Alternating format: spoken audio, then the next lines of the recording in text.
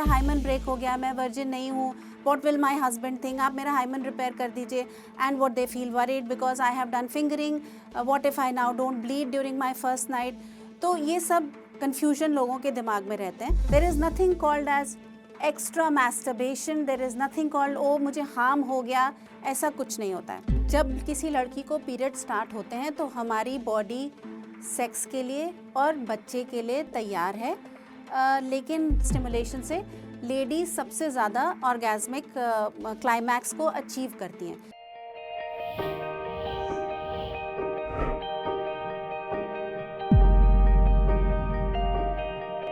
मुझे यहाँ जोश टॉक में इनवाइट किया गया है कुछ ऐसे टिप्स देने के लिए जो शायद आपको पहले कभी सुनने को नहीं मिले होंगे, लेकिन बहुत ज़रूरी है कि आप कभी भी सेक्सुअल इंटरकॉर्स, फिज़िकल इंटीमेसी शुरू करें उनसे पहले आपको ये चीज़ों को जानना ज़रूरी है। मेरा एक एंडेवर रहा है कि सेक्सुअल एजुकेशन दिल्ली में, इंडिया में सभी के आसपास पहुँचे। इसके लिए मेरे पास अपना एक एनजीओ है जिसका नाम प्रति संधि है, और हम बहुत झुग्गी झोंपड़ी क्लस्टर्स में, ऑर्फनेजेस में जाके सेक्सुअल एजुकेशन का काम करते हैं। अब हम शुरू करते हैं आपकी आज की टॉक। सबसे पहले मैं बात करूंगी कॉमन चीज़ों की जो मेरे पास पेशेंट्स आते हैं कंप्लेंट्स लेके और जो यंगस्टर्स जानना चाहते हैं। पहला कि वर्जिनिटी क्या है। देखिए, वर्जिनिटी का जो लीगल टर्म है वो ये है कि जिस भी आदमी या औरत ने पेनिट्रेटिव सेक्स किया हो वो वर्जिन नहीं कहलाता है। मतलब वर्जिनिटी मीन्स अगर आपने पीनिस और वेजाइना का पेनिट्रेटिव सेक्स नहीं किया है तो आप वर्जिन हैं।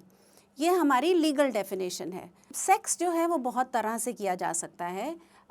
ओरल सेक्स है, लोग फिंगरिंग करते हैं, लोग मैस्टरबेशन करते हैं, लोग क्लाइटोरल स्टिमुलेशन करते हैं। सो किसी भी तरह के फॉर्म को हम एज अ सेक्सुअल एक्टिविटी मान सकते हैं। लेकिन जब आप पेनिट्रेटिव सेक्स करते हैं, जब आप वेजाइना और पीनिस का इंटरकोर्स करते हैं, तो हम उसको सेक्सुअल इंटरकोर्स मानते हैं, या फिर हम मानते हैं कि अब आपने ये एक्टिविटी शुरू की तो अब आप वर्जिन नहीं हैं। सो इम्पॉर्टेंट चीज़ ये है कि वर्जिनिटी होना या ना होना उससे आपकी सेक्सुअल एक्टिविटी डिफ़ाइन नहीं होती है।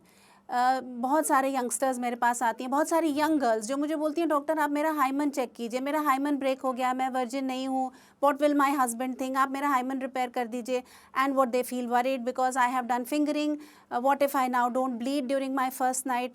तो ये सब कन्फ्यूजन लोगों के दिमाग में रहते हैं। इसके लिए थोड़ा सा हम आगे बात ये करेंगे कि हाइमन क्या चीज़ होती है। तो आप ये मानिए कि आपके घर का गेट है, उसके पीछे आपने एक कर्टन लगाया है। तो कर्टन जो है दरवाजे के पीछे लगा है और उसको हम जैसे वेजाइना की एंट्री है उसके पीछे आपका हाइमन है। हाइमन एक तरह का म्यूकस मेम्ब्रेन, सोचिए कि एक तरह की झिल्ली है। तो अगर हम दरवाज़ा खोल के पर्दा हटा के घर के अंदर दाखिल होते हैं तो डेफिनेटली वो हाइमन या जो पर्दा है वो थोड़ा सा स्ट्रेच होगा, कभी कभी ज़ोर से खोलेंगे तो वो टूट भी जाएगा, और कभी कभी उसमें कोई फ़र्क नहीं पड़ेगा, आप ऐसे से भी अंदर जा सकते हैं। सो हाइमन की जो वैल्यू है वो सिर्फ इतनी है मेडिकली कि वो यंग गर्ल्स में इन्फेक्शन रोकने का काम करता है। ये एक तरह से सोचिए आपने पर्दा लगाया कि आपके बाहर के कीड़े मकोड़े आपके घर के अंदर ना आ जाएं। तो ये एक तरह से मेडिकली हमारा बैरियर है, इसका कोई और वैल्यू नहीं है इतना ज़्यादा। ब्लीड होना ना होना बहुत कुछ डिपेंड करता है, आपका कर्टन कैसा है, बहुत लैक्स है, बहुत टाइट है, उसमें ब्लीडिंग होगी, वो फटेगा या कैसा होगा, वो बहुत चीज़ों पर डिपेंड करता है। तो हाइमन के ऊपर बहुत ज़्यादा सिरदर्दी नहीं लेनी चाहिए। और बहुत सारे कल्चर्स में ये माना जाता है कि हमको वर्जिन ब्राइड चाहिए, हमको ऐसी लड़की चाहिए जिसने पहले सेक्स ना किया हो। तो हम कैसे पता लगाएं नॉन नेचुरली वो रात को ब्लीडिंग नहीं होगी तो वो सोचेंगे कि आपका पहले सेक्सुअल इंटरकोर्स हो चुका है। तो इम्पॉर्टेंट चीज़ ये है देखने के लिए कि जो हाइमन है उससे आपकी प्योरिटी डिसाइड नहीं होती है।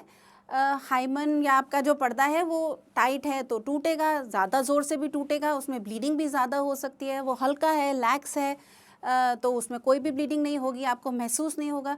तो हाइमन की प्रेजेंस या एब्सेंस या ब्लीडिंग होना या ना होना आपकी प्योरिटी को डिफ़ाइन नहीं करता है। आपकी प्योरिटी आपके माइंड में है और आपके विचारों में है। दुबई में भी कई कई लड़कियां आती थी, वहाँ पे एक और प्रोसीजर कहा सर्जरी के अलावा होता था, जिसमें कहा जाता था कि वो एक छोटा सा इंक फिल्ड बलून डाला जाता था हाइमन के जस्ट पीछे, कि वो जब पेनिट्रेशन के टाइम पंचर होगा तो वो उसमें रेड कलर का ब्लड निकलेगा या इंक निकलेगी, जिससे सोचा जाएगा कि आप प्योर हैं। तो ये सब बड़ी कॉमिकल सी बातें लगती हैं कि इसमें जिस चीज़ का कोई वैल्यू नहीं है। और आप प्लीज़ जो भी लोग इस वीडियो को देख रहे हैं, ये आप ज़रूर परपेचुएट करिए कि ये नॉनसेंसिकल कॉन्सेप्ट औरतों के ऊपर जो थोपा जा रहा है उसकी ज़रूरत नहीं है। सेक्सुअल प्लेजर बहुत ही वेल सॉट आफ्टर चीज़ होती है, और मुझे लगता है कि पूरी दुनिया केवल सेक्स और मनी के हिसाब से चलती है। पॉलिटिशियंस एंड पूरी जनता जो है सेक्सुअल प्लेजर के पीछे अंधाधुंध पागल होती है। तो ये प्लेजर क्या है? Is it medically okay? देखिए, प्लेजर जब कोई भी लड़की 13 साल की या 12 साल की, जब उसके मेंस्ट्रुअल पीरियड स्टार्ट होते हैं, इसका मतलब हमारी बॉडी में हार्मोन्स उस तरह के हैं कि आपको प्लेजर की सेंसेशन होनी शुरू हो जाती है। कुछ कुछ एक्टिविटी होती हैं जिससे आपका जो प्लेजर ऑर्गन है, जिसको हम क्लाइटोरिस बोलते हैं, तो वो स्टिमुलेट होता है। बहुत सारे लोग अननोइंगली, इवन बच्चे, इवन देखा गया है कि इवन अनबॉर्न बेबीज़, अल्ट्रासाउंड में कैच होता है कि even unborn babies can also mutually manually stimulate themselves and bring themselves to orgasmic rhythms. तो कुछ भी उसमें प्रॉब्लम नहीं है। जो भी चीज़ आपको प्लेजर देती है उसमें प्रॉब्लम की तो कोई बात ही नहीं है। अब ये प्लेजर आप किसी भी तरीके से अचीव कर सकते हैं। आप अपने आप को, अगर आप पार्टनरशिप नहीं चाहते हैं तो आप अपने आप से मैस्टरबेशन कर सकते हैं।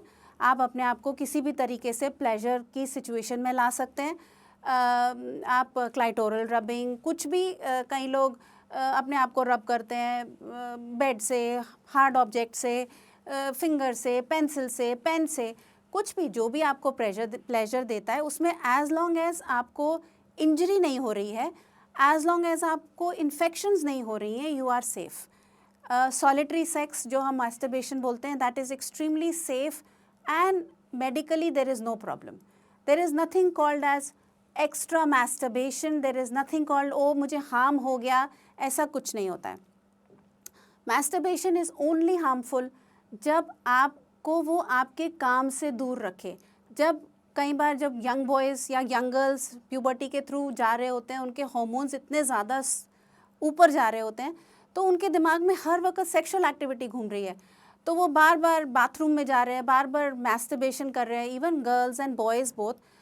एज लॉन्ग एज वो आपकी पढ़ाई में या आपके काम में इंटरफेयर नहीं कर रहा है, आपके पर्सनल रिलेशंस में इंटरफेयर नहीं कर रहा है, there is no problem in doing that. It does not bring you weakness, it does not cause cancers, there is no problem in that medically. ये pleasure basically एक brain की sensation है, it is basically a sexual release. अब आप release, जैसे हम बात कर रहे थे कि हम खुद से भी कर सकते हैं, जिसको हम masturbation कहते हैं, और इसमें क्लाइटोरल स्टिमुलेशन से भी आप इस प्लेजर को अचीव कर सकते हैं। और तीसरा है कि आप वेजाइनल या पेनिट्रेटिव सेक्सुअल इंटरकोर्स से भी इस प्लेजर को अचीव कर सकते हैं। हर औरत का अपना एक पॉइंट होता है बॉडी पे जहाँ पे वो सबसे ज़्यादा सेंसुअल फील करती है या सबसे ज़्यादा उसको ये सेक्सुअल रिलीज़ जल्दी आता है। तो बहुत सारे आदमी ये सोचते हैं कि वेजाइनल इंटरकोर्स की बस वही अल्टीमेट है, लेकिन ज़्यादातर ये सर्वे ने देखा है कि बहुत सारे सर्वेस किए गए हैं एज टू पॉइंट्स क्या हैं लेडीज़ के, तो देखा गया है कि लोअर बैक या क्लाइटोरल स्टिमुलेशन से लेडीज़ सबसे ज़्यादा ऑर्गेज़मिक क्लाइमैक्स को अचीव करती हैं। So this is quite okay, you know, to have orgasm, and it is okay to not have orgasm also, there is no problem. But if you want to have guilt free pleasure and you don't want to have pregnancy, you don't want to have sexually transmitted infections, it is quite okay to have a sex safely without having a vaginal penetration.